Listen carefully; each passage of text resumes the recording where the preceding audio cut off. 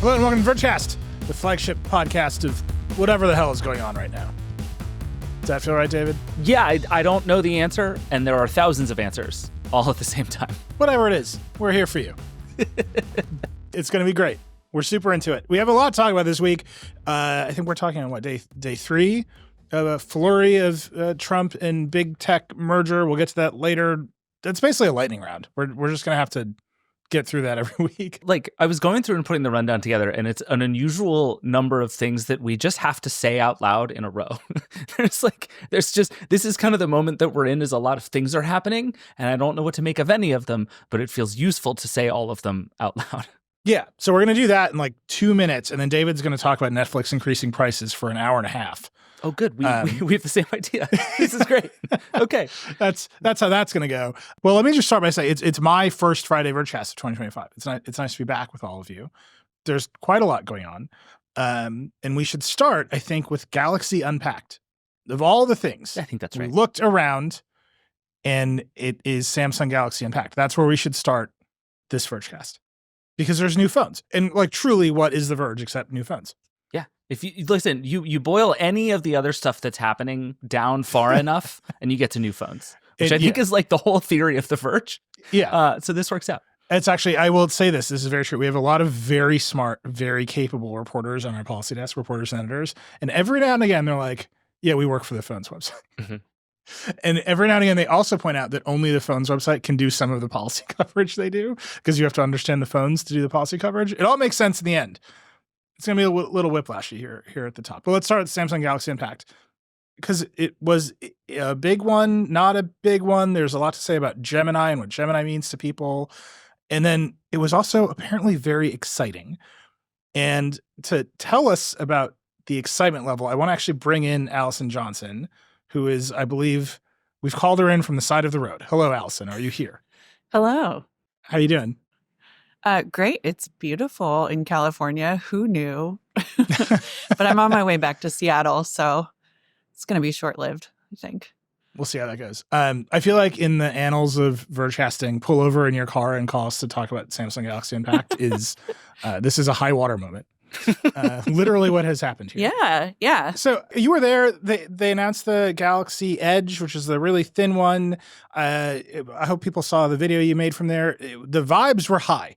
Mm-hmm. Just a ton of excitement at Samsung Galaxy Unpacked. Tell us what was going on. Yeah, it was kind of a roller coaster ride, because the bulk of Unpacked, the S25 Ultra, the regular, the Plus, they are very, very minor updates, like in the most extreme way, because that's been the case for a long time. But this is, it's going to be a review of One UI 7. Let's put it that way.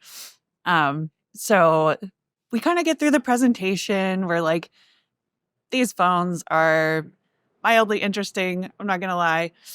And then right at the end, it was like and one more thing, the Galaxy S25 Edge. And then it was like, curtains, and then run out to the they had this area set up behind kind of where they did the presentation, and had some sort of phone there, the S25 Edge phone. So it was full on. And if I understand correctly, the salient things that we know about this phone are that it is a phone, mm-hmm. and it's very thin. Yes. Am I missing anything? Those are the two things I confirmed, viewing it from a distance. Okay. No, it was a really funny experience, kind of like coming off of this announcement of like some pretty familiar devices. And then I think we were all just thirsty for something different. And so they had this slim phone out there. And it was a full on like CES from 10 years ago kind of scrum, where we're all trying to get in and get photos of it. So yeah, but we were not allowed to get close to it. We were not allowed to touch it. We weren't allowed to breathe too close to it. But it's very thin. I can say that. It has 2 cameras instead of 3. We could tell that. Did they say why it's so thin, or why that's important? Like if Samsung was like, this phone is twice as thick as last year's phone, but the battery lasts for 4 days, mm-hmm. I'd be like, let's talk. Let's get in there. Yeah. It's way thinner. To me, it's like we we all lived through the Johnny Ive experience once. Mm-hmm. We're just doing it again. What's happening here? It feels a little bit of that. It feels like a style thing. Just from the very, very little we know of it. Supposedly it'll be lower price than the Ultra, which is like the most expensive phone you can buy anyway. Yeah, it's kind of a curiosity. I think it's sort of an answer to like phones are all the same, folding phones aside, what do we do that's different? And I guess they can make the phones slimmer now. So that's what we're going to have.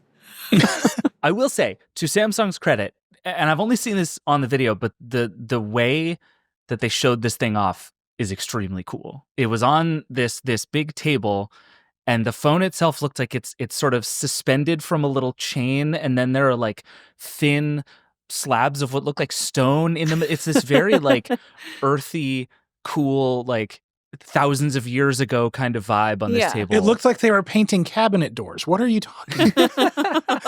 Oh, right. That's how you would hang a it looked like at any moment someone was going to come up with like a spray paint can. Yeah. So the other little slabs, it was like Is that it? So that's the whole thing. It's thin. They didn't. It's thin. Go ahead. You go ahead, Allison. No, they were saying that the other little slabs were the previous phones, the S24, and I don't think the S25 was. It was like thick phone, slim phone, for comparison. And yeah, I think that's the whole vibe. It's just a phone that's slimmer, and they're like, isn't that cool? So we'll see. Sure. Can I throw a thing at you that might be a bit of a problem for Samsung? I didn't clock that these three things were different thicknesses. Like even looking at them in the video and even in the pictures now, I thought they were all the same thing. Yeah. Wow.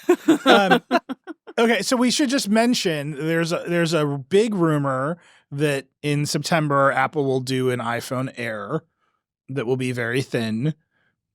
Do we think that this is Samsung just showing off like vaporware to get ahead of Apple, which is a thing people believe, or is it just something about the modern smartphone supply chain is like you can make thin phones now, so everyone's just going to do that? It feels like a little bit of both. I think Samsung absolutely is always thinking about Apple, and they're like, we can sneak this one in ahead of whatever Tim Cook is going to do.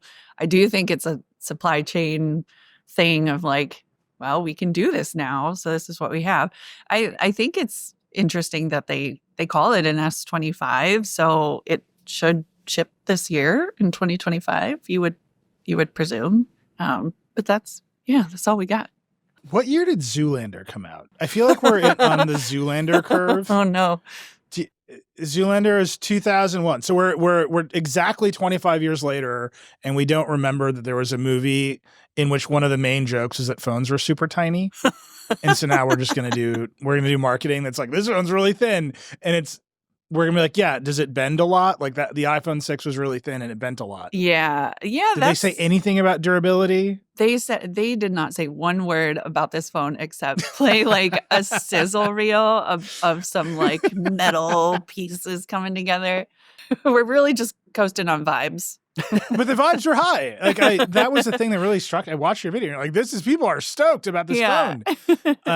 Did anybody say why while you were there? I think it really was from. Were they just like it was a thing to take a picture of? I think it was a thing to take a picture of. We were all kind of starved for like.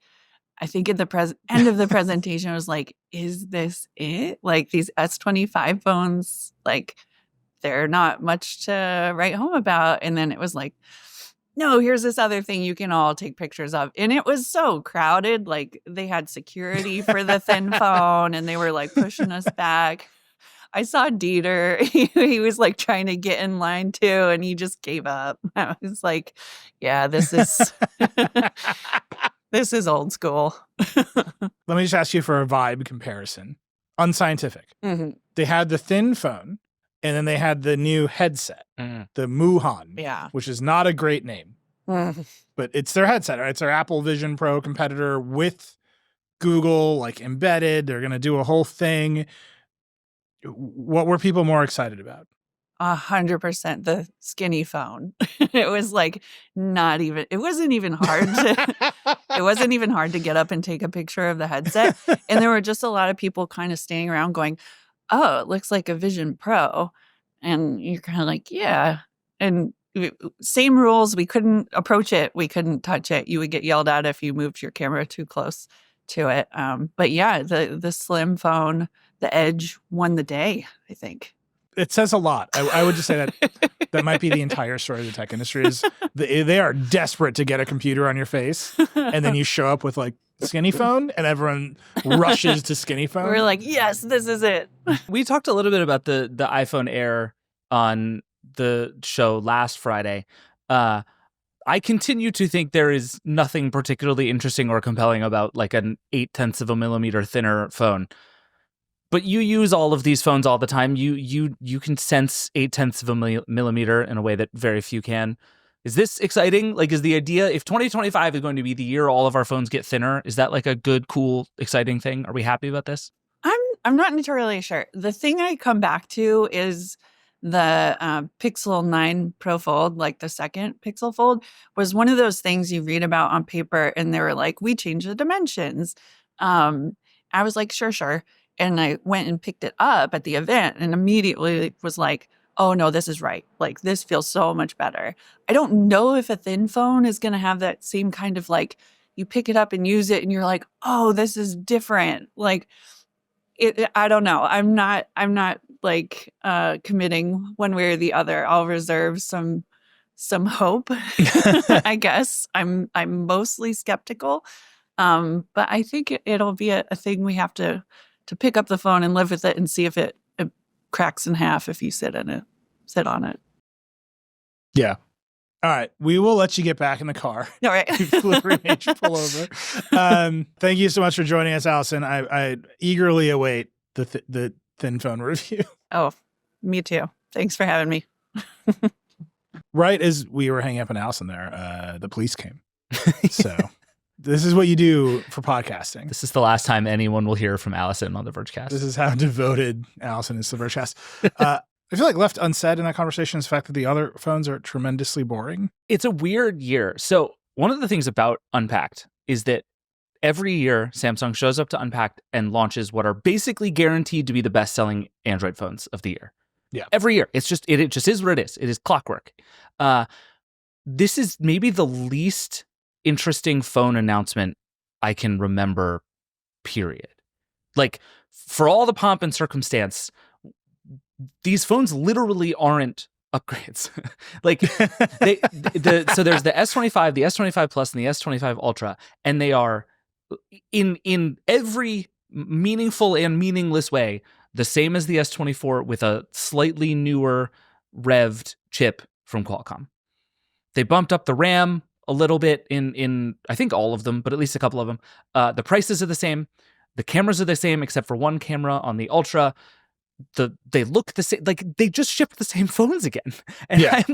I'm sort of blown away by that fact. And especially, they had this big arena event. They talked a ton about AI, and then like, oh, we're actually rolling all that stuff back to the S24s again. And so part of me is like, why ship new phones? Just have a software event. Just be like AI and be like, oh, we are the first company ever who made our old phones new phones with AI. Like, that would have made more sense to me than we just made more of these with a new name.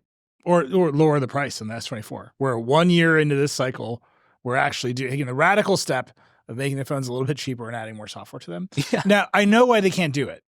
There are carrier executives who are furiously sending me emails right now. Yeah. Because the carriers need the full spectrum of all the price points from all their partners, and Samsung, maybe more than any company, just does what the carriers want. Actually, maybe Motorola doesn't. More like Motorola made the phone for like the Dish Network 5G. True. But like Samsung has to be on a cadence. They have all these like, there's all this machinery that is built around the notion of a new phone coming out every year. Yes. We're just at the point where the phone doesn't matter to the machinery. Like, to just unlock the T-Mobile's marketing spend for Q4, something has to be called a new phone. Yeah, I think that's right. It just has to be a thing. You have to, and it matters much less what that thing is. Or honestly, in Samsung's case, if it's any good. Like it's the same thing as the iPhone in so many ways. Yeah. Like people who have iPhones at this point will buy the newest iPhone when their current iPhone stops being viable. That is the upgrade path, right? Almost everybody gets the latest iPhone, uses it until they can't anymore, and then gets the latest iPhone. And so if you're Samsung, it's the same path, and it has, I think, made phones boring, all of them. But this just felt like a real, I don't know, low moment, or maybe just like saying the quiet part loud of like, yeah, there's nothing left to do here anymore. So here's the same phone again. It's thinner now. Yeah. Yeah. Even like the YouTubers who have a lot of incentives to pretend nothing, just total flat across the board. The thing that really struck me about all of this is the AI of it. You wrote about Gemini sort of being the winner in the assistant wars because it's just bundled in the Samsung phones now. But I was watching the demos of AI. Like we're year 2 into it, essentially. Like here's the AI stuff you can do with our phone. Maybe year 10 if you count Google for years, like not shipping it, It's but talking about it. But it's like year 2 of like we're shipping it on phones. Right. And we're sort of past now the Apple Intelligence moment where I think in the newest version of the software, the newest version of iOS that's in release candidate right now, it's on by default. Mm-hmm. So we've hit the point, right? This is just part of phones now. And I'm watching the demos and there are no new ideas. No. Like everyone has the same like 4 ideas. Right. They did you can search your photos, which is very smart. I'm very excited about that one. Great idea. Yep. But they spent a long time being like, so what happens is you say a name, location, person, and clothing, and then the AI understands you. And it's like, yeah, we people have fallen in love with robots. Right. Yeah, like we got that one pretty covered at this point. We're really good at that, actually. Yeah. People are doing a lot of illegal stuff with those things. Like we know, we understand. Yeah. Then there's the like you can change a setting by just talking, which Samsung, to its credit, dog with shoes, Bixby, that was the whole point of Bixby. Right. And no one cared. So like getting rid of it and then doing it again with Gemini, but you can do it now. Maybe it'll work better. If it works better, maybe people will use it, but that's the other demo. And then everything else is kind of the same. Like it does transcriptions. It can record phone calls. Like we can just process language a little bit better than we could before. Right. Did you catch anything that was like, oh, this is a step change because we have this capability? The one thing that feels meaningfully new is this multi-step, multi-app thing that Gemini can now do, where it can essentially direct actions to multiple apps at a time. It can just do several things with one prompt.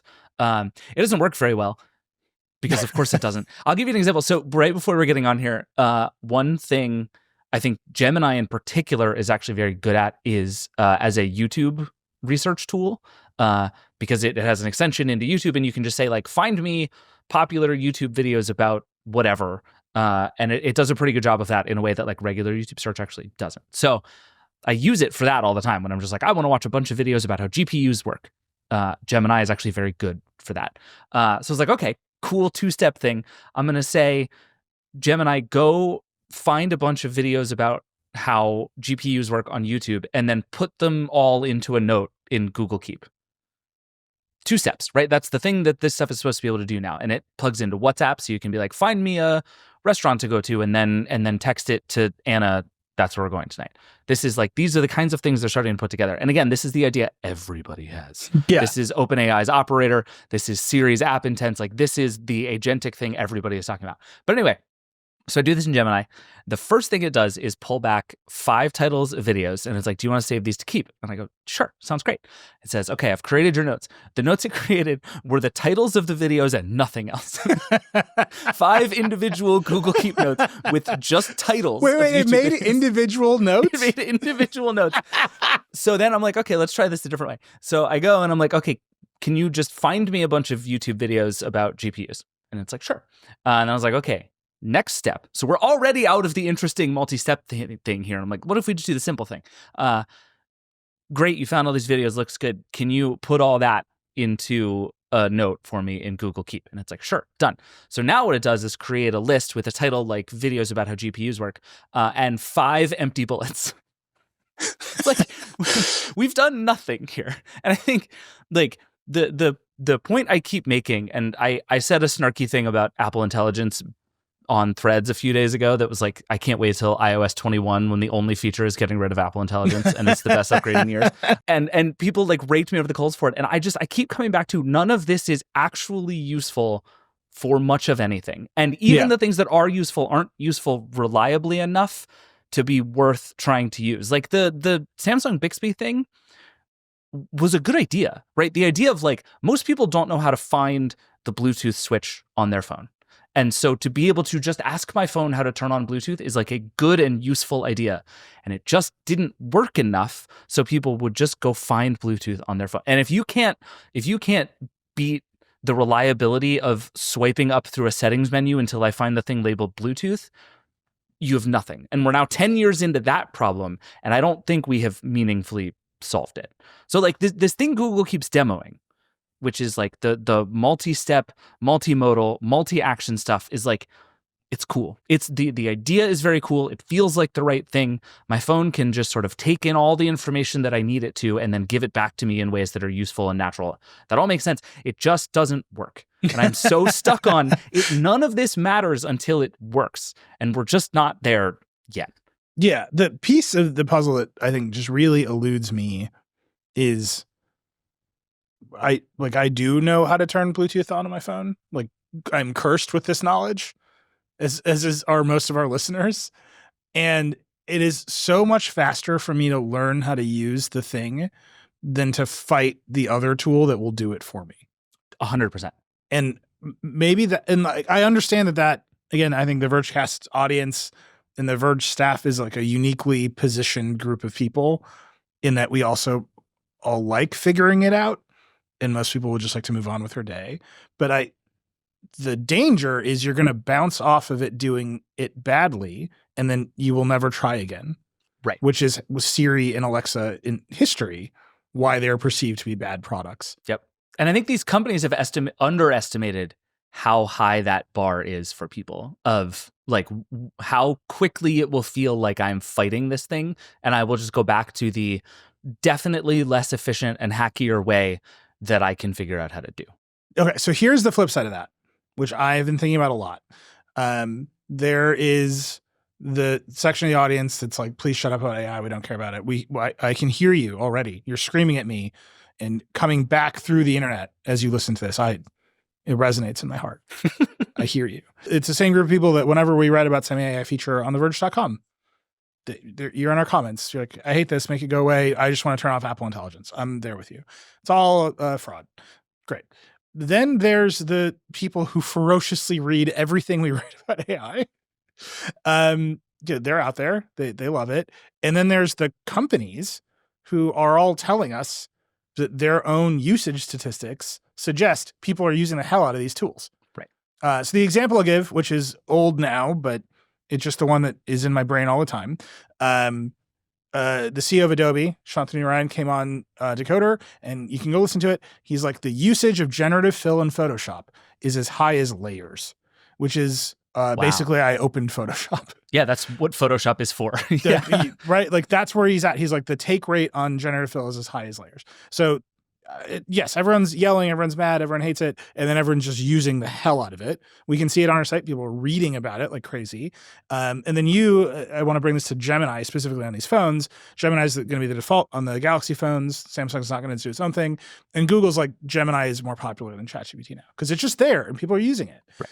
And I don't know how to square that with it's not very good. Like most of the time, it's not very good. ChatGPT, the day we're recording this on Thursday, it was down this morning.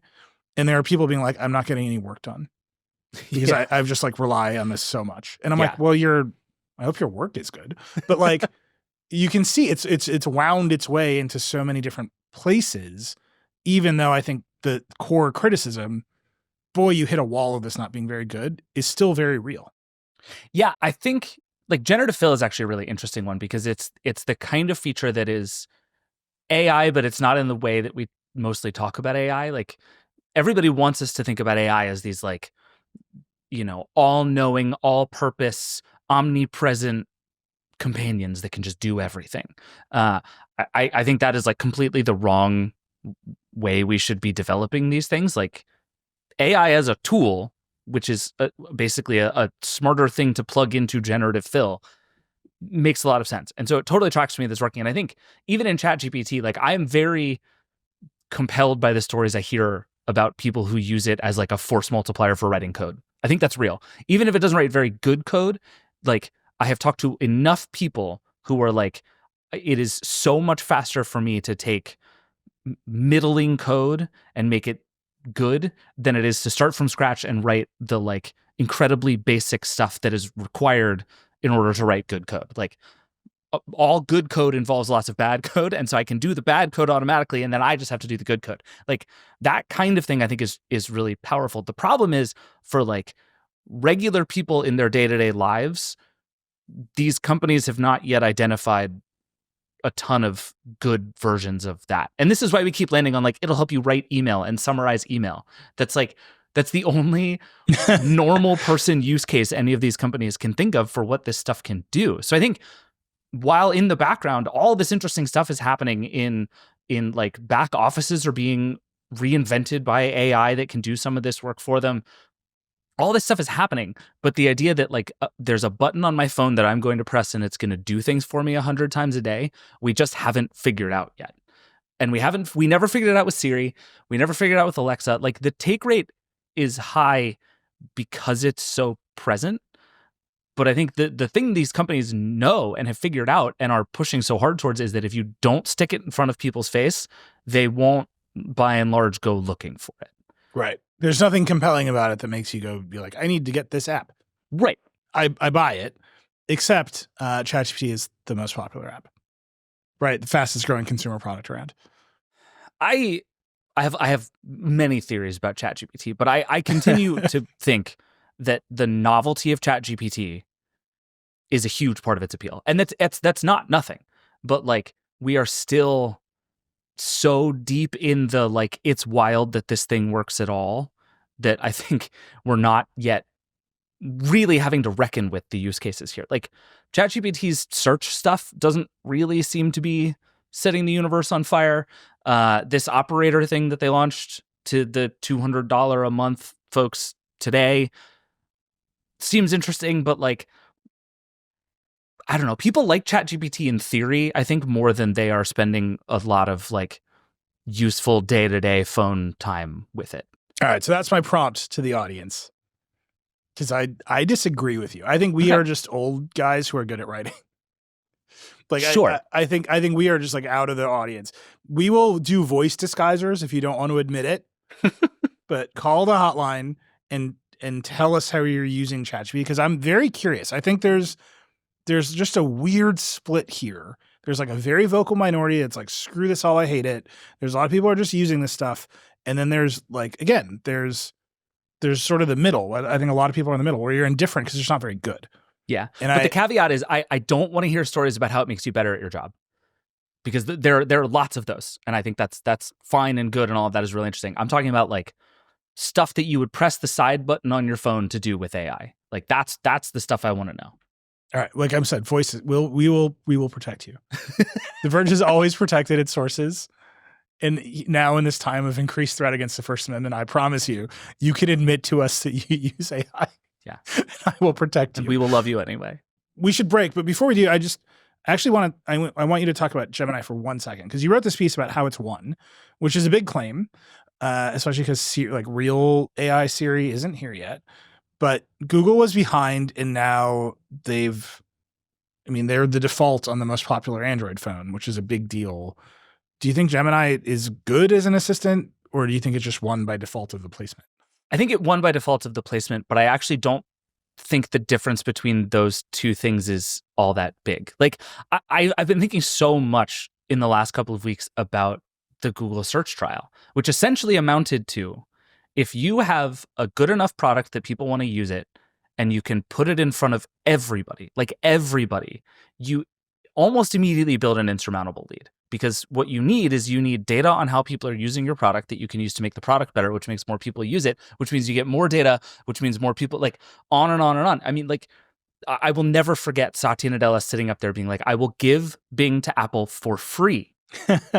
Like they can just have it. We don't just keep all the money. I just want the query data. Like that's real. And we're going through that with AI too. This stuff gets better the more people use it.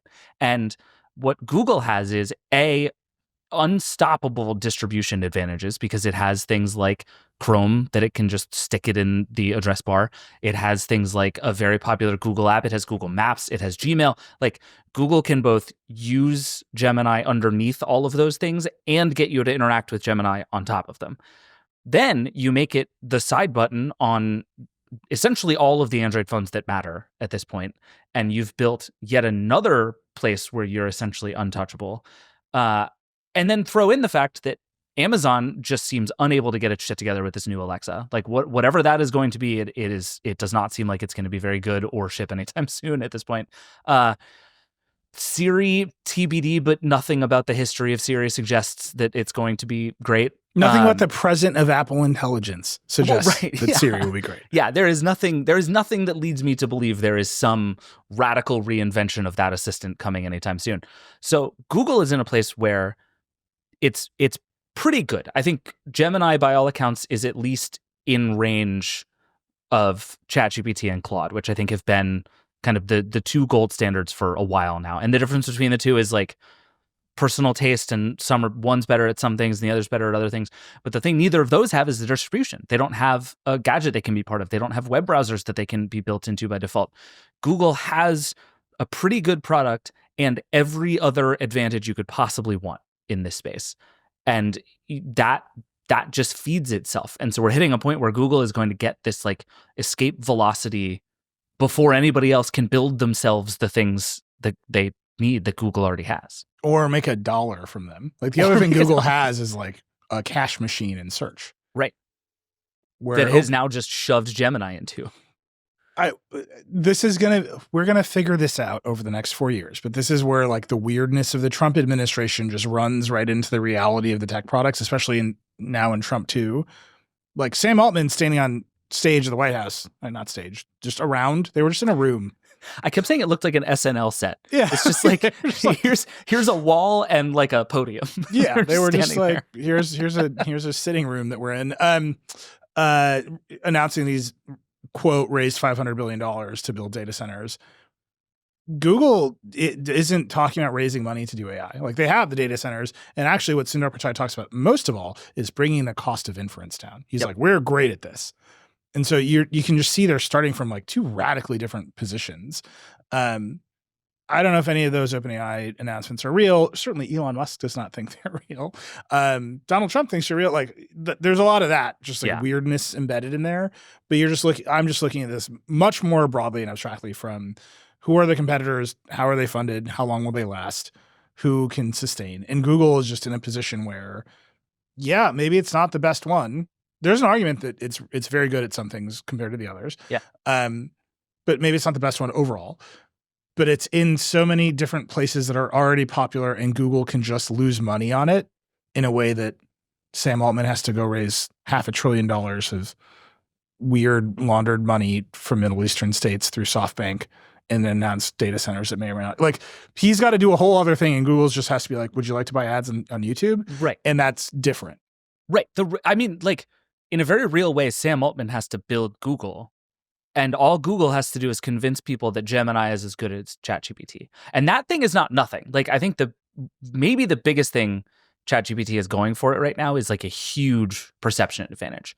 Like it was first, it blew people's minds. It is the thing when people think about this space. Like it is the closest to the like Kleenex of the AI space as there is. And that's a powerful thing. Can you surmount that before Sam Altman can build Google? Yeah, I think so. All right, we should take a break there and come back with Lauren Feiner and actually talk about Trump stuff, because it's right there. It's like, here's a transition from the consumer product to the weird politics of the tech industry right now. And Larry Elson's going to stand in a room. I don't know, man. We're going to take a break. Hopefully Lauren can help us sort it all out. We'll be right back. All right, we're back. Lauren Feiner is here. Hello, Lauren. Hi. Sorry that you're our policy reporter. Thank you. I'll accept the condolences. You have been very busy. The Trump administration kicked off on day one with a flurry of executive orders, some of which are fully nonsensical, some of which have already been put on hold by courts. Like literally as we're speaking, the birthright citizenship order was, I think the court was like, this is stupid. I don't think I've ever seen a judge just say this is stupid. And he was like, this is stupid. So there's all this activity happening. Trump, as everyone remembers from the first Trump administration, talks a lot. And then you have to evaluate whether what he's saying is real. So I would start with Stargate announcement. We were just talking about OpenAI. They announced this $500 billion plan to build data centers with Oracle, with NVIDIA. It was very odd. SoftBank is involved. Masa-san was in the White House next to Larry Ellison and Sam Altman. Sam Altman did the thing that people have to do when they announce anything with Trump. They're like, we can only do this because of you. There's some amount of like, you were already planning on doing this. And there's some amount of like, is this real? Like, did you just do a Foxconn? I got huge Foxconn vibes from this. And then on top of all of that is Elon Musk, who is a senior White House advisor in charge of Doge, tweeting they don't have the money. Lauren, can you just like over under, how long do you think Elon's going to last as a government advisor criticizing the president's deals? Yeah, I mean, it seems like there's gotta be an expiration date on this. I mean, it's hard. It's been hard enough that, it's two big egos in a room. And now, Musk is really clashing with things that Trump himself is putting out there as these like big accomplishments. And I feel like that's really where we're going to see a potential for a break. Yeah. I mean, again, when I say I get Foxconn vibes, we have some new listeners. It has occurred to me several times over these past few days that Trump won was 8 years ago, and that we have listeners who are in their 20s now who were teenagers then. So if you don't remember the things that happened in Trump 1, let me just catch you up. They took golden shovels to my hometown in Racine, Wisconsin, and announced an LCD factory, and Trump ceremoniously broke ground with a golden shovel. They never built the factory. We'll put some links in the show notes. We did a lot of coverage on this. It was a substantial portion of my life. They built a dome. There's a dome. They built a dome. They continue to claim as a data center and is actually just a party zone. What's the difference, really? There are some servers in a shipping container outside the dome. Anyway, but that's like real vibes here, right? Like we're just going to make big announcements about building stuff and America's back, and eventually all you get is a dome in Wisconsin and Microsoft saying it will build a data center there, and that's all that happened. This to me had all that, right? OpenAI and Microsoft are like headed towards this breakup. They're announcing this other funding. We're going to stand in the White House and announce this big deal. And then right next to it, you have Doge and Elon being like, no, that's fake. I'm better. Like, I hate Sam Altman. Like, he's like jealous. Like, I don't know how else to describe it. He's jealous of Sam Altman getting to stand in the White House and make an announcement. And they've been like beefing and subtweeting each other ever since. I mean, it is a remarkably like juvenile thing that's happening here. But I think at the risk of asking a really stupid question, if this is a real thing, and I think one thing that we have learned is that Sam Altman's ability to raise money is not to be questioned. That man can raise any amount of money for anything at any time, just seems to be the case. What is the point of standing at a podium in the White House and doing this with Masa-san and Larry Ellison? Like, just go spend the $500 billion on OpenAI infrastructure. Like, why does the Trump White House have anything to do with this at all? I mean, I think Ellison makes sense for sure because he's been a Trump ally for a while now. And I think, maybe Trump kind of wants to get his buddies in a room and make a deal. So I think he just likes the optics of having all of them up there, having people working together for him in a sense on this project that he is championing. Ellison, also, by the way, CEO of Oracle, which is technically operating TikTok illegally right now. Is it? Well, what's it legal, Neil? Define legal. Right. And at that same Stargate press conference, Trump was like, Larry, are you going to buy it? Let's negotiate in front of the media. And so there's a weirdness here. We should talk about Doge for maybe 1 second. Like the executive order creating Doge renames an existing part of the White House called the United States Digital Service to the United States Doge Service, which means it's a nesting acronym. I want to kill myself. And it basically says we're going to put Doge people throughout the government, and you have to tell them all your unclassified information. Weird spot for Elon to be in. to run that. He kicked out Vivek Ramaswamy, which is very funny, before he even started.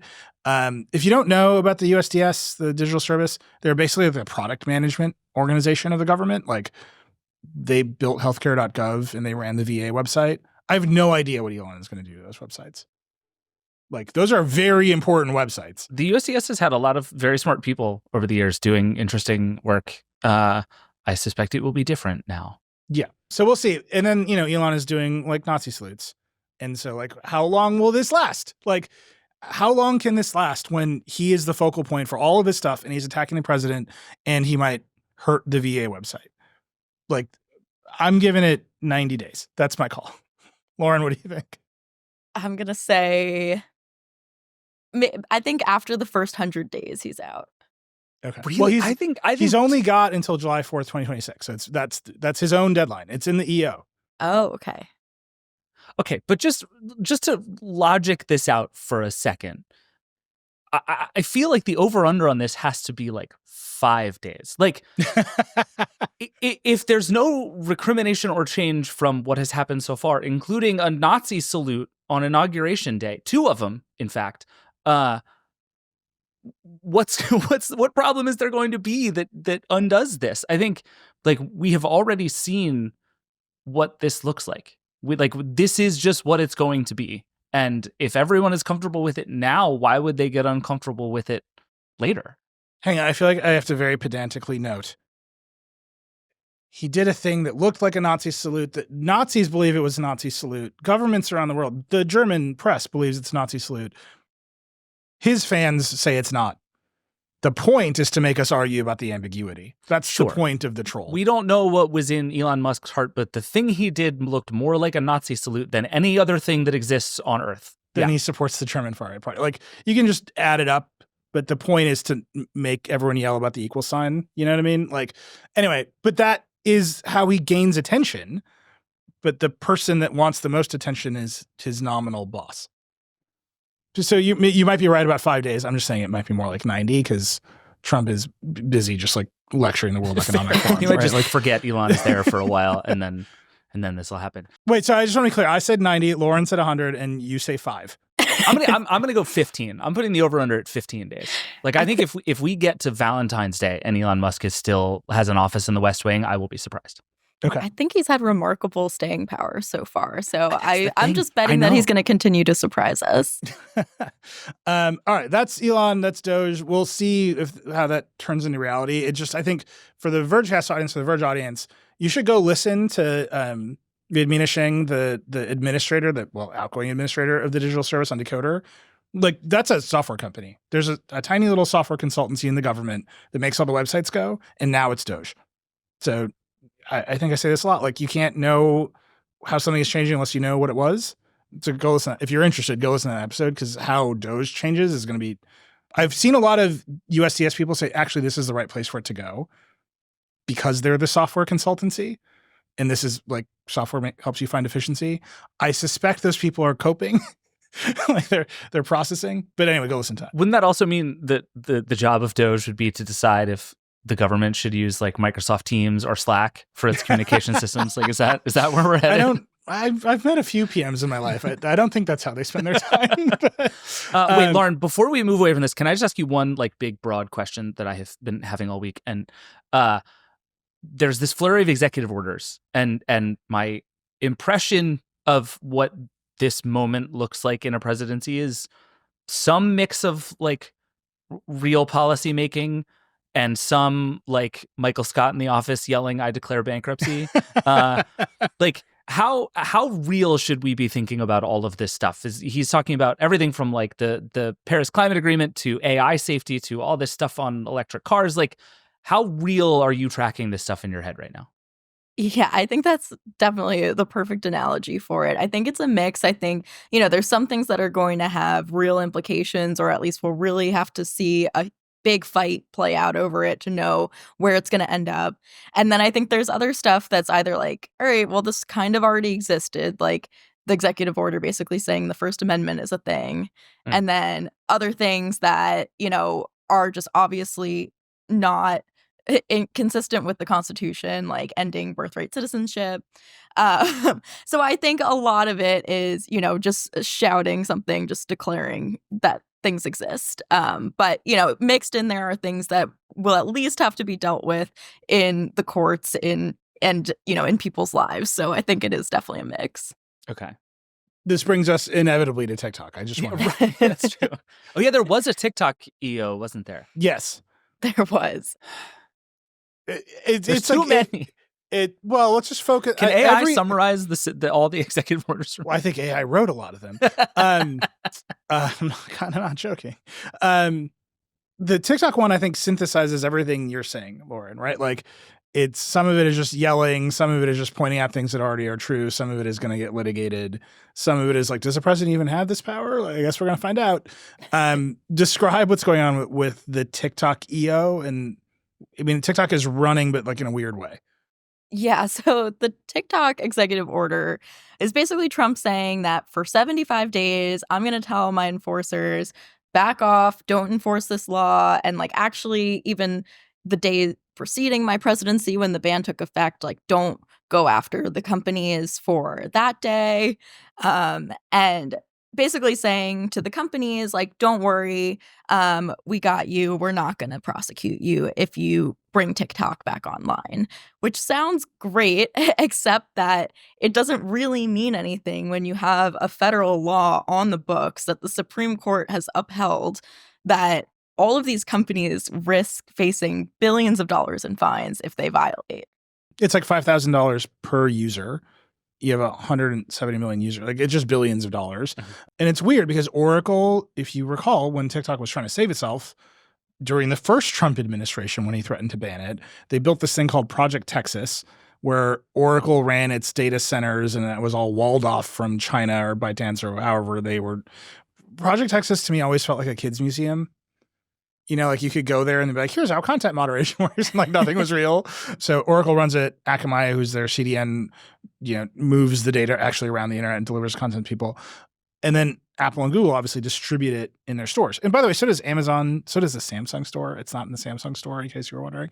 So it's really interesting to me that Oracle, which hosts the data, Project Texas, Akamai, which delivers the data, have decided this is fine. They're going to take the risk. TikTok is back. And then the app stores have decided it's not worth the risk. Like if you search for TikTok in the App Store today, it's not there. I have not yet figured out why some people think it's okay. I actually think Oracle and Akamai have more liability because TikTok is already on the phones, right? So like Apple isn't delivering it to more people. I guess software updates or something. Mm-hmm. But every time all of those people open the TikTok app, like Oracle's liable for it. Exactly. And so that's where I get to like Larry Ellison standing in the room, right? Like Larry Ellison delivered this win to Donald Trump, and that means he's a little bit more secure that he won't be prosecuted. Right. And Larry Ellison appears to be one of the only people in the U.S. to be comfortable enough relying on Trump's promise here in this executive order that doesn't really hold the force of law more than the actual law on the books does to believe it. You went and talked to some lawyers about this. I think I want you to explain their read. My read was, well, if you read the executive order at the bottom, it's got the same boilerplate that every executive order has on it, which is this does not create liability for the United States. And you're like, well, if you make a promise that you won't enforce the law, that, kind of like squint, that looks like a contract. And at the bottom of the contract, you're like, you cannot rely on this contract. Well, you shouldn't rely on it.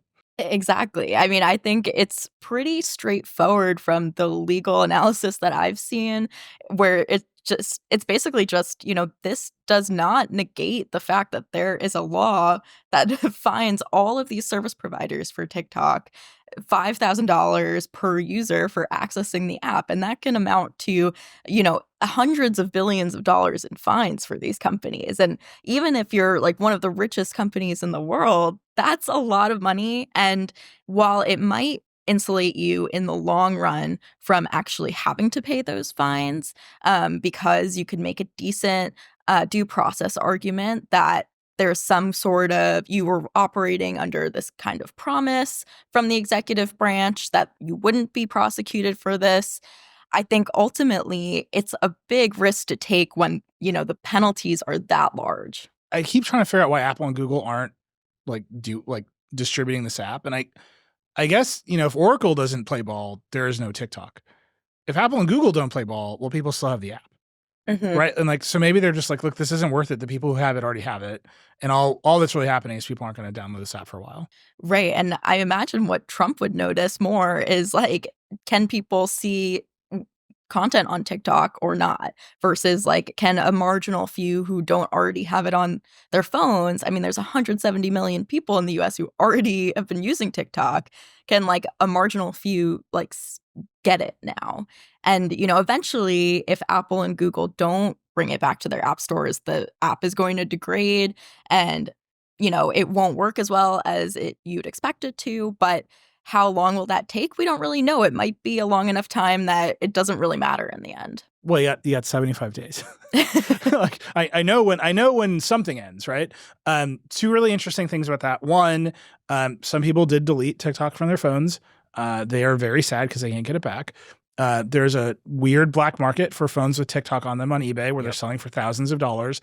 And then we had the very weird experience of our post saying TikTok is not available in app stores, like our little quick post, ranked in Google. It was the #1 search result for TikTok App Store.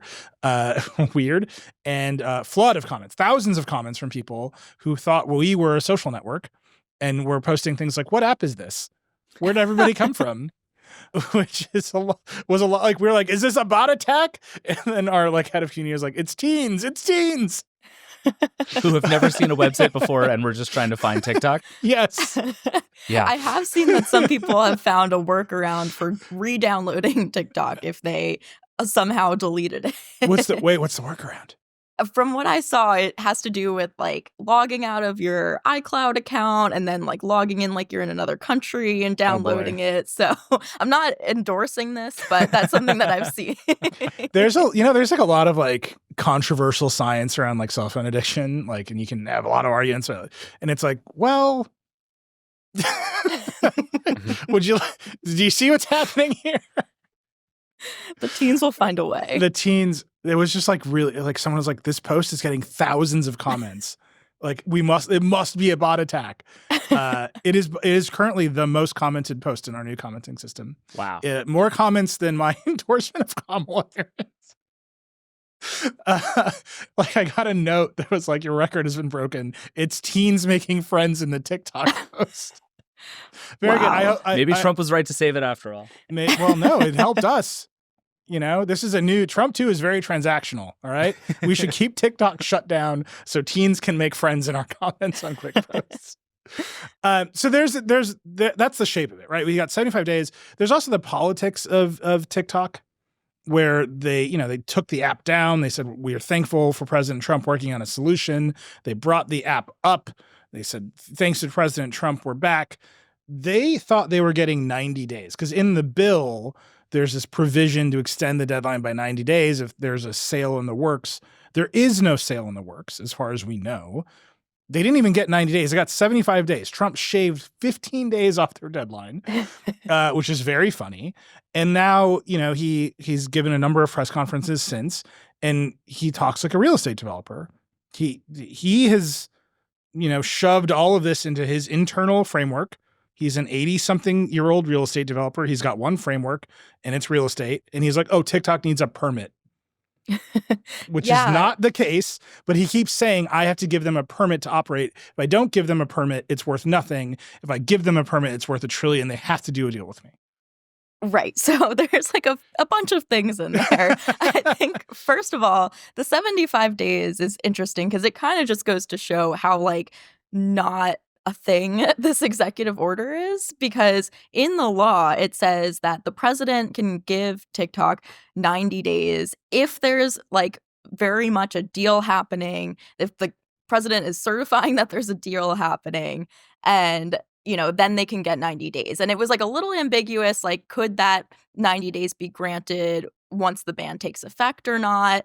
But it seems like it's like ambiguous enough that it might have been available to Trump. Trump didn't do that. He did something totally different, pulled out 75 days and said, just like, let's not enforce this for 75 days. And then, we also have that, like, it just is a completely different way of going about this. So it just kind of shows that this is not really something that's like following the law itself, and nothing in the law says like permits. And we don't know that, it's not just like Trump can decide to sell it and then the deal will happen. The main, point of blockage here is China. And we still don't know if China will really ultimately agree to a deal that would put TikTok in compliance with the law. Yeah, and there's been a lot of reporting that China is like open to it, thinking about it, but there's like it's all so squishy that it's hard to make anything out of right now, especially when you have President Trump now running around saying that what he actually wants is a joint venture with the United States of America in which it owns half of TikTok, which A, what? And B, I can't imagine is a thing that is going to be palatable to the Chinese government. And it also doesn't seem like it would put it in compliance with this law anyway. It just kind of does this like other third thing. Because under the law, it seems like most likely ByteDance could not be involved. We still couldn't have like more than 20% ownership by a Chinese entity. So I don't know how exactly this works. Is the US government owning a speech platform? Like, it's not really clear if Trump himself knows the answer to these questions. We said this a lot in sort of the Elon Twitter takeover era, where criticism of the current administration is in no way praise of the previous administration. And I feel like that's just very clear on all sides here. Like, this is pure Trump chaos, right? Like, I invented an executive order. At the end of 75 days, if this thing isn't sold, he doesn't get to pull the 90-day lever because the expiration date has hit. Right? You can't delay a deadline 75 days after it's passed by 90 days. Like, the law isn't written that way. So we're, by the time you're listening to this, we're down to 73 days, 72 days. Like, you got to sell TikTok. Like, that's what you have to do. April 4th is the day, by the way. Right. So by April 4th, TikTok has to be sold. That's a huge transaction that two world superpowers have to agree upon in some way, that Trump has to, right, they're going to give him a big novelty permit to hand over. Like, he runs City Hall. Like, I don't know what he's going to do. Inside of that, like TikTok itself has to change ownership. It does feel like TikTok misplayed this completely. And this is what I mean about, like, it's not praise for any other administration. Like, TikTok thought they could roll the Biden administration, which totally blew this. Like, the Biden administration should have been pressuring TikTok to sell every single day. Yeah. And they just didn't. They did not communicate. Well, the failure of the Biden administration is they fundamentally did not communicate very well. But they didn't. So then TikTok thought it could run, and Biden signed it on the day which set off the clock, which landed it on the day that it did, which is effectively in between administrations. So I'm sure they could count. Like, he signed it on a day knowing what day the ban would hit, and he landed it right in the middle, creating this weird vacuum where he was like, I'm handing enforcement over to the Trump administration, and Trump was handed this ability to just say, like, I'll figure it out. Sure. And then TikTok had no plan B. They have no deal in the works. And the fact that they have no plan B, I think, is the most essential failure here. Because you might think Trump is going to save it, and certainly he's saved it for 75 more days, sort of, because it's still in the app stores. But it's so obvious that he wants to make this deal. Right? That he wants to be like, there's a transaction, and now the U.S. government owns a 50% or whatever. We haven't even talked about how bananas that is. But, like, there will be a sale. And so TikTok is maybe not going to sell to who it wants to on its terms. They're going to sell to who Trump wants on Trump's terms. And I don't know that the Chinese government is super down with that idea.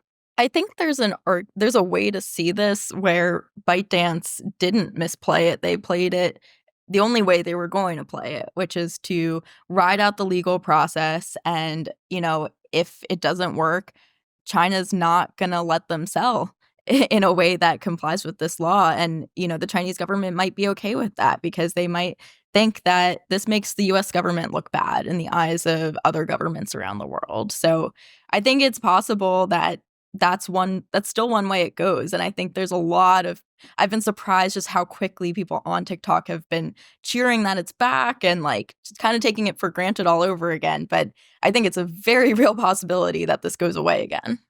Yeah, and it'll be even more fascinating as we get towards that deadline in April, because there is now such a sense of this was all a nonsense misdirect. This isn't real. TikTok's never going to actually go away. Like the we're so back vibes on TikTok are just everywhere.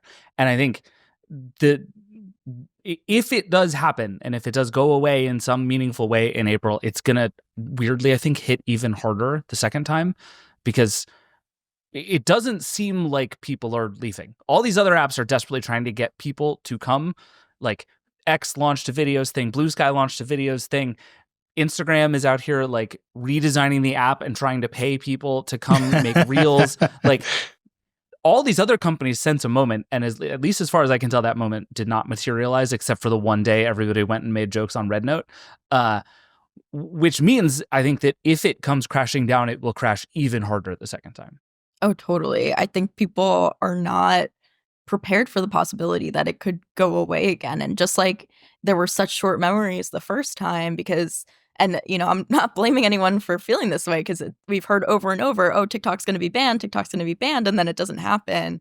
But I think it's always been a much more real threat than anyone really processed. It just has been a far amount of time off. And I am really curious what Trump is going to do when those 75 days expire. And more likely than not, if there is any kind of deal, it's probably not going to be completed.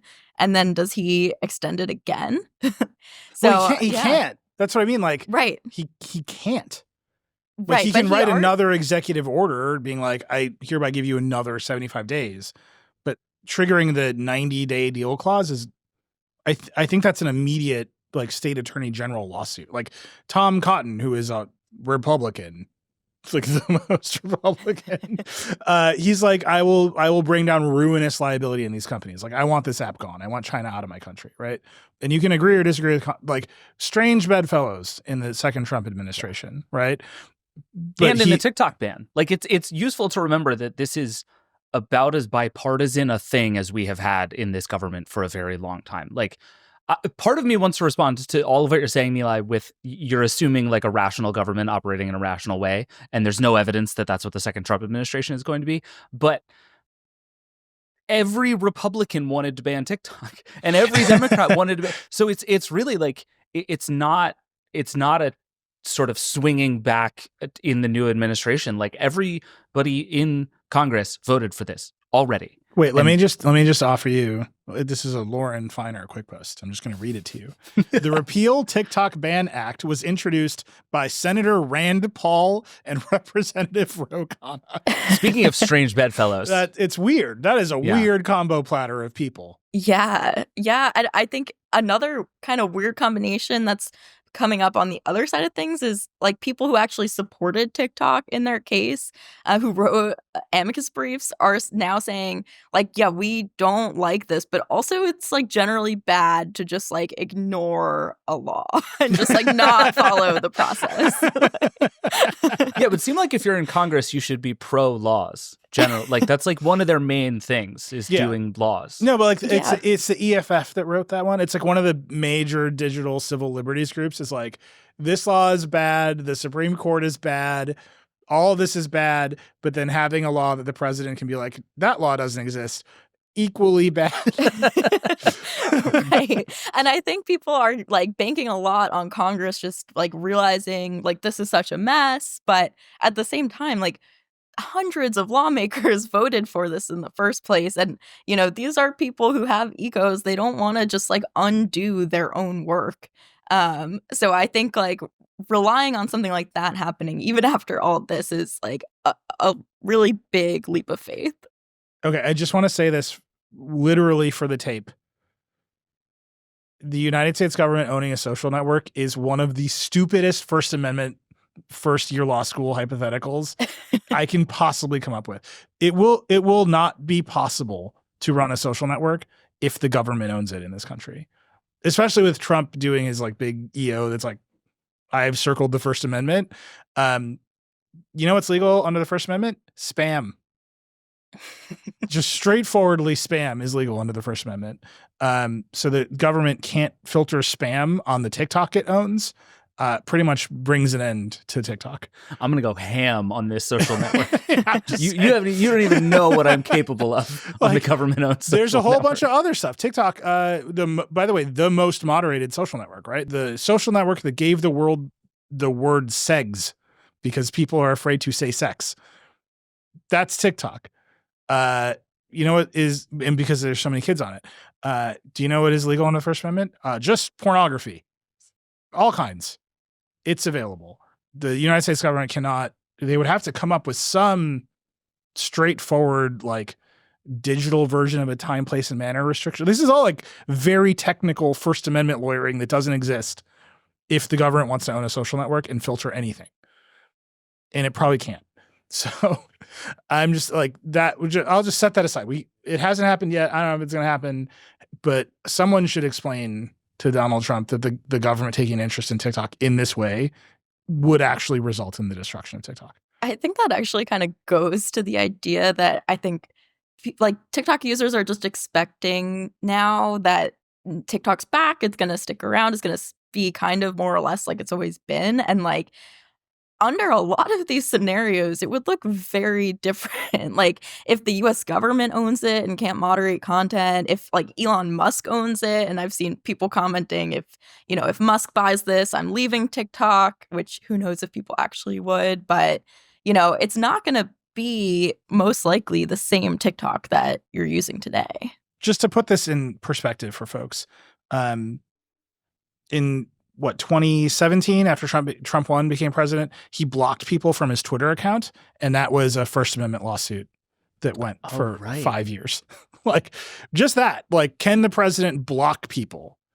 It was a Supreme Court level First Amendment challenge, and eventually vacated because he lost. Right, like he lost the election. He wasn't president anymore, and he gave up. But like, that is the amount of lawyer just on the block button alone. That was the amount of lawyering that occurred about the First Amendment and social networks. Can the president block someone from his official account? The government owns a social network. It's like a nuclear Armageddon of First Amendment issues. It's just such a deeply bad idea. All right, you've talked me into it. Let's do it. I'm ready. Joint venture, 50% China, 50% US. Let's go. All right. I'm in. All right. That's enough. We'll see what happens, right? We got April. Yeah. April is upon us already. But everything about the Trump administration, like, it comes together in the TikTok. Like, why is Larry Ellison in the White House talking about a data center project? Because he's running TikTok. And like, the TikTok CEO is running around the inauguration being like, don't ban me, please. It's a lot. There's other stuff. It's a lot. We're going to end up covering it. We're going to find ways to cover it here on the Vergecast and on the site in ways that split up. The beginning of any presidential administration, as David was saying, is a flurry of activity. Trump administrations are typically very chaotic activity the whole time, as we know from the first one. Poor Lauren. I want to hear from everybody, like, how you want us to handle it. Like, again, in Trump 1, we spent a lot of time talking about Foxconn because Foxconn was just such a big symbol of a lot of things all at once. This time, there's a bunch of climate science impacts. There's a bunch of EV impacts. Brendan Carr is in charge of the FCC. You will be hearing this man's name a lot on this show. He wants to censor the internet. He just straightforwardly does. There's, as Lauren was saying, the birthright citizenship question, which a lot of our listeners and readers care about because they are H-1B visa holders in the United States of America, work at tech companies, and whether or not their children are citizens is a pretty meaningful question that I think we're going to end up talking about. And then there's tariffs. Trump announced, 10% tariffs on China, Lauren? Yeah, or he at least floated it. Sure. So everything is made in China. Like, how will Apple deal with this? What trade will Apple make to reduce tariffs on the iPhone? Tim Cook managed it the last time. We're going to end up having to talk about it because at the same time, I think it was today, Trump gave a speech where he was like, these cases they're losing in the EU, that's a tax on our great American companies. That's a lot. That's a lot of moving pieces at all. Like, literally, he's talking about Apple. So I want to hear from all of you. Again, I think if you want to call us and send us a note about how you want us to cover Trump, I'd like you to begin that note with a formal apology to Lauren. I think that might be nice to just send her all those. But we have to strike a balance here. There's a lot. It's going to be really noisy. And, our goal is to always do good, rigorous journalism and also to make sure, like, we're pointed at places that matter, not just all of the noise. Right. Because if you do all the noise, you're just going to burn out. But yeah, I remember, like, it was 8 years ago. It's a long time ago, but it wasn't so long ago. And I want to make sure we get it right. So let us know. We're obviously going to keep covering the TikTok ban, but there's just a whole bunch of other stuff happening. So let us know what you think is important. Neil, do you still think it's going to be Walmart? Oh, that buys TikTok? Yeah. It's got like 71 days to pull it off.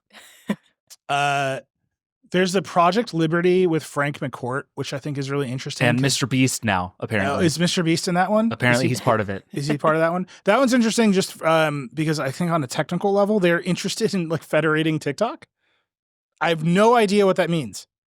Right. But he's like, we're going to rebuild the tech stock and give you your own algorithms. And it's like federation-y noises. Okay, I'm rooting for that one. Like that's as much as I can pick anything. That seems that one has Mr. Wonderful. It's just like there's just characters just like opening doors and being like, I'll buy TikTok. Like I think Amazon's in the mix. I think Jeff Bezos is sitting on that stage. Yeah. If I were Walmart, I would be. They were, Lauren, weren't they in the mix the first time? It was like Microsoft, Oracle, and Walmart were like a consortium, right? Mm-hmm. They were, yeah. I think the Mr. Beast one might be separate from Project Liberty. So just a bunch of different characters. They at least were talking. Are they the same? Oh, okay. I don't know if they're like technically in it, but they had a confab. Okay. At least, maybe there was like Lunchley stock involved in the, I don't know all the details, but I'll do it. Mr. Beast and Wonderful are both part of this somehow. None of it's good. None of it's good. Yeah, I think they don't sell, and I think it actually goes dark in April. In a real I way. agree. That's my current stake in the ground. I agree. I think there's a possibility that some like crazy deal comes out of nowhere after it goes dark eventually. But I do think if I had to predict now, it does go dark after the 75 days. Yeah, I want to believe you. I also know that Donald Trump wants nothing more in his life than to hand a novelty permit to someone, like a big red ribbon. There will be big scissors for sure. You know what I'm saying? Yeah. So I'm betting on novelty permit. I don't know who the buyer will be or whether that will actually be effective under the law. The novelty permit is happening. All right, we got to take a break. Lauren, thank you so much for joining us. Again, we're very sorry. We'll have you back very soon. Thank you so much. All right, we're back. We're already over. We're again, we got to figure this out. I don't think every week is going to be like this, but I think we also kind of spent 4 years saying that the last time Trump was in the White House. So I don't know. I'm tired. The last time this happened, and again, I recognize this was a long time ago. We got to the point on the show where I was getting angry anonymous letters from Foxconn employees telling me to leave the company alone. And then our listeners were turning those letters into songs. So I just want to set, we have a long road to go. That's what you're saying. It's like no one's broken out a guitar yet, like it's a long way. All right. Lightning round, unsponsored. We're starting the year off slow. It's Q1. It is what it is. Q1. It's the way it goes. Yeah. Everyone blew their extra Q4 budgets sponsoring the lightning round in 2024. And here we are in 2025. Where it's going to happen again, though. We got some ideas. All right. Netflix is raising prices again. I said it was a lightning round, but I think David is about to talk for 1 full hour. This is the most like mafia thing that has happened this week, and that's a pretty high bar.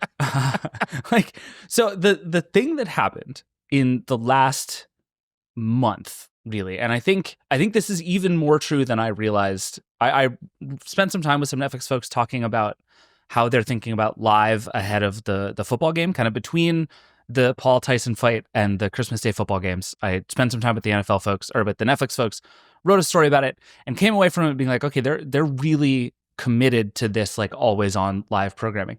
What I didn't realize is Netflix is pretty sure it has already won television. They have proven now that this sports thing can work and drives real audience. They've proven that they can manufacture huge events out of nowhere. Essentially, like they had a YouTuber fight an old man and 65 million people watched. Like, just on its face, that is nuts. And that's not a thing you can do infinitely, but it is a thing that Netflix continues to prove it can do whenever it wants. And so now, if you're Netflix, you say, okay, we have a bunch of big hit shows that people like. 2024 was kind of a down year for those shows. Stranger Things is huge. Wednesday is huge and coming back.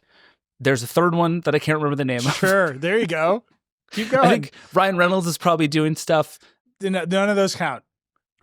Those are all so weightless as to not exist. I think Stranger Things is actually the only one I would put like on the list of like biggest things on television. I think Stranger Things belongs there. Sure.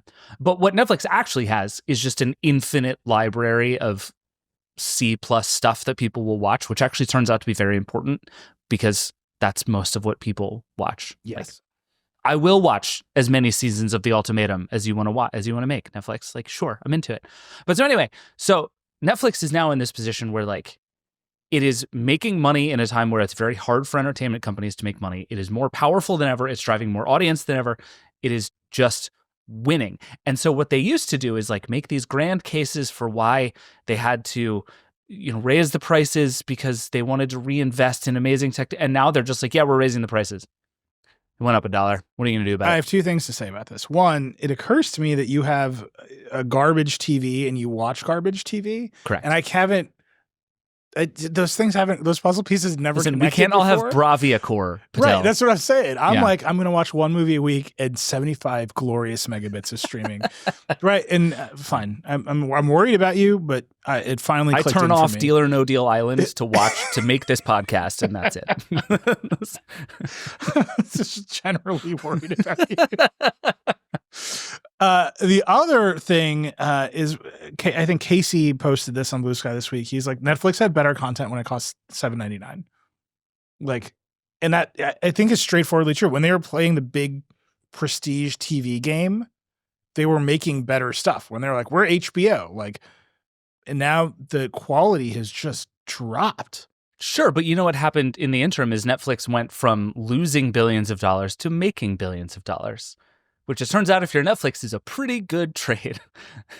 We made our content worse and our money bigger is the thing they are happy with. But the other thing is, there's this big macro trend away from premium high-res streaming to ads. And that is the push here. And what Netflix is doing is a thing that I have been saying for a while that it was doing. It is just going to price you out. Like, It went from, so the ad-supported tier, which is now the base tier of Netflix, went from $6.99 a month to $7.99 a month. $1 a month is a lot, but whatever. The standard ad-free tier, which is standard Netflix, which used to be $7.99 a month, went from $15.49 to $17.99 a month. That's a $2.50 increase. That's a big number. Yeah. And then the premium tier, which I think is how you get 4K, I don't know. My TV doesn't do any of that stuff, so I don't even know. It's horrible.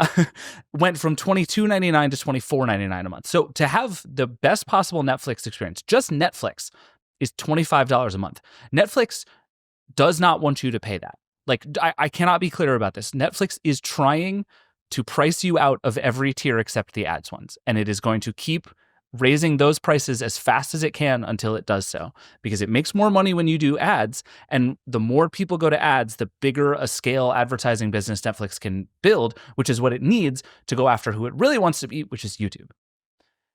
That's where those two companies are on like a collision course with each other, and Netflix needs to get bigger in order to like really try to play YouTube's game. And YouTube's growth is on television, which they've said over and over again to you, to me, to anybody who will listen. Right. We're growing faster on smart TVs than anywhere else. This actually, hilariously, Netflix raised prices by $2. YouTube announced this week a price decrease by $2.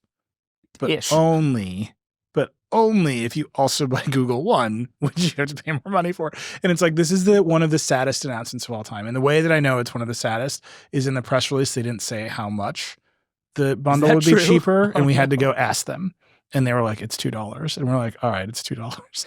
Cool. I'll take the $2. Like, sure. They announced a bunch of other features. You get higher quality audio streaming. They're going to let you do picture-in-picture. Basically, you can run like two of their beta features at once now. But can I just say my favorite thing about this is one of the experimental features that they have is you can automatically download recommended YouTube shorts to watch offline, which is like if I were to make you a list of features that YouTube users do not want, download shorts to my phone without asking like me, just like fill up my storage with YouTube shorts.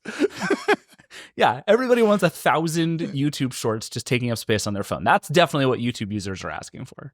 I guess if I could tell one of those platforms, like my subway ride from Grand Central to the office is about 22 minutes, like just make sure I have 22 minutes of garbage to watch. You know, like I could see it. If there was a button called download garbage, I would take that. Like, no, it would have to be like a dial. Like I need about 25 minutes of garbage. How much time do you have to kill? You just spin the dial. You know, just make sure it's here. All right. Like it should be like a system-wide setting that all of the social garbage apps can feed into. So you're like, you know, I'm going to bounce between like Instagram and TikTok and YouTube. Like just between the three of you, I'm giving you about 25 minutes of garbage storage. Like figure it out. Yeah, you know what's great is in a Fediverse world, that can happen. You could build that app on ActivityPub. 25 minutes of garbage. Finally, an app idea that's really sticky. Yeah, no, I agree with you. They're on a collision course. I think YouTube has better economics because they don't pay anyone. Like I understand some people make money from YouTube Premium, but again, the math on YouTube is just so staggeringly good. Like they make so much more money than they pay out. That Netflix just has a problem. Like Netflix is headed to a place where it makes no content and everyone in America watches like TV shows made in Korea and Australia because those markets have better economics for content. Yep. And reselling it to America is cheaper. Yeah, I mean, I think Netflix in a really interesting way is going to like eat the business of Hollywood and then discover how actually small that business is in the scheme of things. Like if you add up all of the movie studios and all of the TV studios and all of the like interesting distributors, you're not at Google sized. You're probably not even at YouTube size as it comes to the business. So like Netflix, I think, is desperately trying to figure out how to do Hollywood at tech money and scale. And it's gonna get to the end of that quickly, and it's going to be very expensive for us as the viewers. But I think the question of whether Netflix can get beyond that kind of ceiling of Hollywood remains to be seen. Right. And then Google has, you know, 1 million kids every day being like, I'm going to be a YouTuber. Right. YouTube that's the strange thing about it is it is a completely different game that is also competing increasingly on the same screen as Netflix, which I think is a scary thing if you're Netflix. Right. Again, I say this, but it's a lot scarier if you're anybody other than Netflix. Right. By the way, CNN today, after launching a streaming service and then killing it immediately 4 years ago, announced a streaming service. Yeah. By the way, we're way out of practice on disclosures. This is where we have to tell the people that Comcast is a minority investor through We haven't NBC talked about Universal. Peacock exists. It sucks. You EP'd a Netflix show that actually came up in my recommendations not that long ago. That was pretty exciting. Did it have my face on it? Was like, hey. No, it was like the animated poster. Oh, sure. Yeah, no, I did. It's called The Future of. You should go watch it. It was very good. Netflix doesn't pay residuals, so I'm not biased by telling you to go watch it. I didn't get paid the first time. Straightforwardly. It was just like a fun side project we did. Sure. That's how that was supposed to work. We only made one season. Disclosure. Yeah, I think that's it. Comcast owns it. Oh, and we talked about OpenAI. Somewhere our work is RSS fed into some ChatGPT database. Do you ever use the search thing? No. This is why I always forget to do the disclosure. Yeah. It just doesn't matter in that way. That seems to have kind of come and gone in everybody's mind pretty fast. Yeah. Is it copyright infringement? Who knows? But there's a deal in the background. Great. We don't pay any attention to it. Okay, 2 more lightning round things. They're like the same thing, but also different. The entire tech industry is figuring out how to make light bulbs watch you.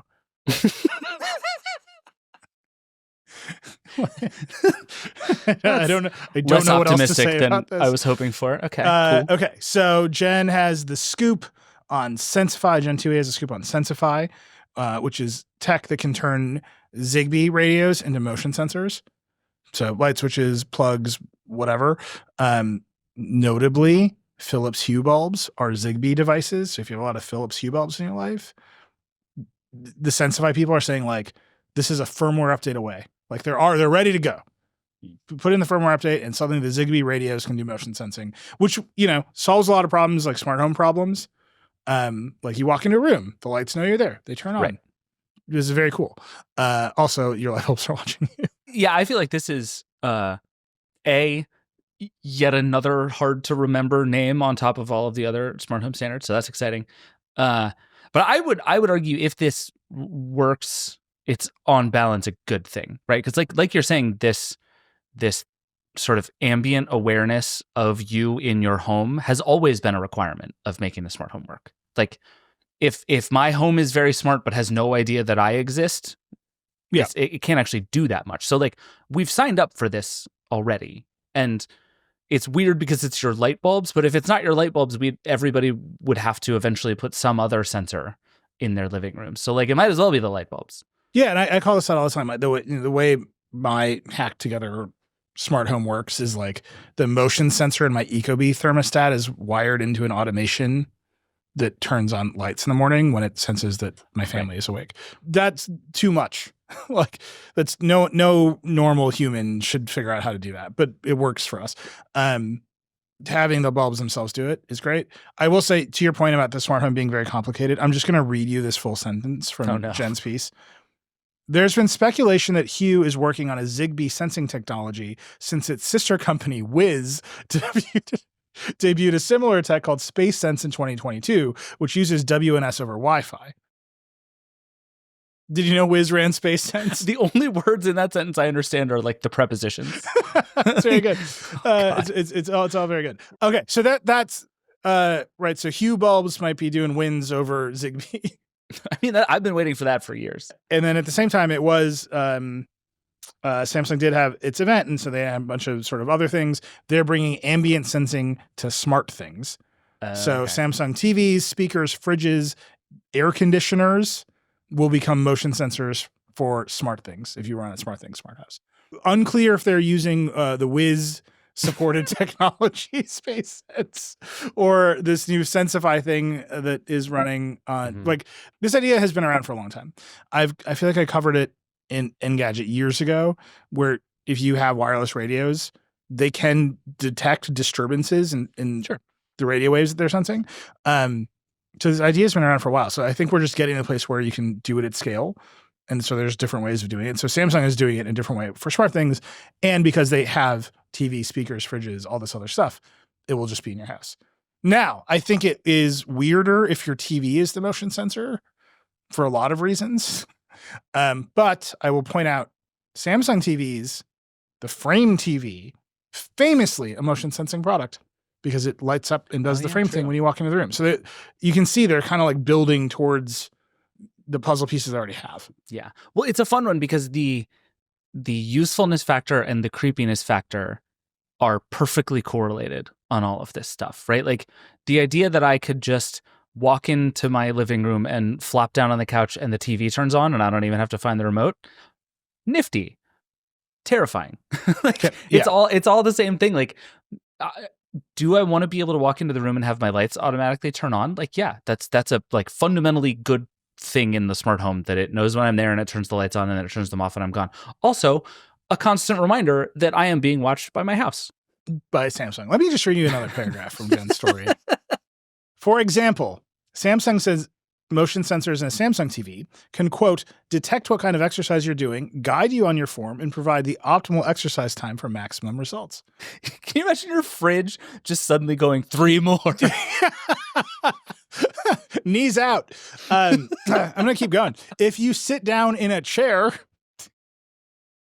smart things can automatically turn on the nearby reading lamp and adjust the room to your preferred temperature. Samsung says it can also, quote, identify your miniature pincher jumping onto the couch, activating the air purifier to remove allergens from the air. And if you are drying your hair, a device with a speaker like the music frame can hear the hairdryer and tell the Samsung robot vacuum to come vacuum up the hair you have shed. Utopia and dystopia. That is the smart home story. I just want to point out these were Samsung's own examples. Someone was like, all right, I've got a little dog and an air purifier. Yeah, like maybe brush your dog. I don't know. The air purifier doesn't need to do that much work, I don't think. I'm just telling you, we're headed towards a place where like having to demonstrate that linking up everything in your house into a smart home all these companies are going to start making up just absolutely absurd scenarios. Yeah. The lights are watching you. It's the hairdryer one that really does it for me. Like, can you imagine just you like plug in your hairdryer and it's like set to on, and so it automatically goes on for a second, and your robot vacuum has to be like, ah shit, here we go again, and just like comes rolling in from the other room. Well, no, David, because obviously Samsung's AI platform will be involved. I see. Right. You'll be like, hey, I've got this hairdryer problem. Can you get every time I do this, can you make the vacuum come in? And then we're going to sit through another terminal demo that's like, the computer understands language. And you know what I mean? Like, it's happening. It's happening. Yeah. And then we're all so screwed.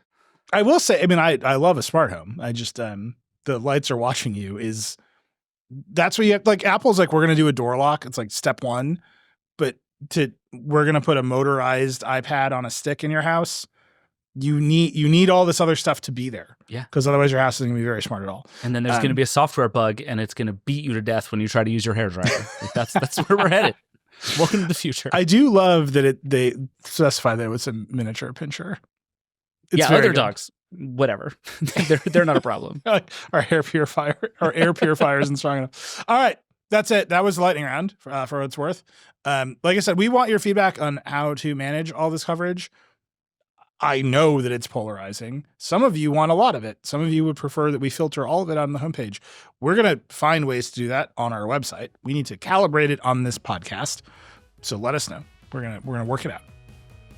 But we can't ignore it, because all of the products you make are downstream of some of these politics. Like, they were all sitting there. Yeah. They were all sitting there. Mark Zuckerberg was sitting there. He was looking at stuff. Yep. That's it, everybody. That's the Vergecast. Rock and roll.